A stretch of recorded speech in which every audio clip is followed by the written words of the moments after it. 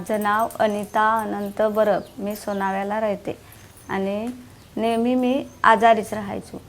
तर आजारीच राहायचो, काम कष्ट करून ना, तरी पण काम करून ना कामाला तर जायच लागायचं. आजारी राहिला तर काय झालं, पण पोरं आहेत तर कामाला जायच लागायचं. मग ते तसं करून ना आजारीच राहायचो तरी कामाला. मग तशी करून ना आजारी राहायचो, डॉक्टर नाही काय नाही. इकडं मग गावठी औषध पिऊन ना किंवा भक्ताकडे जायचा.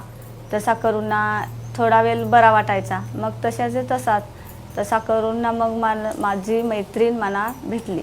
मग मैत्रीण भेटली, मग तिने मला रोस कंपनीमधून मला त्यांनी सांगला का माना जर यो आजार होता, चामडीचा आजार होता, याचा आजार होता. तसा करून ना मग ती मला बोलली का माना टॉनिक, माझी तपासणी झाली, माना टॉनिक दिला, गोळ्या दवा दिला, त्याच्यावर मला चांगला वाटला. तर मग त्याचाच मी ऐकला आणि मी पण गेलो त्याच्यात. तर माझी पण तपासणी झाली आणि रोज कंपनीत मी पण गेलो, माझी तपासणी झाली, माना गोळ्या दवा दिल्या. मग आता मी चांगली झालो.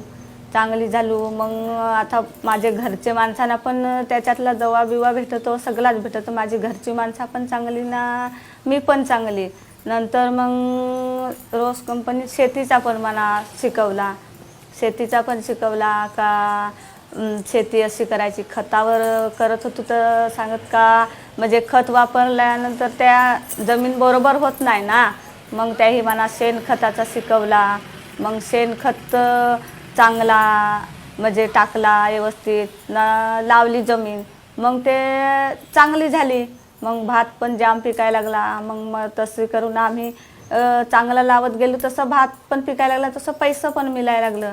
मग आमच्या घरी व्यवस्थित चालायला लागला ना. मग माझी पोरा पण चांगली, मी पण चांगली, सगळी आम्ही चांगली. मग माझी तब्येत मग बरी राहिली, सगळा चांगला राहिला. मग माझी पोरा मग मला लागली सांगाया का आई आमची हिरो आहे.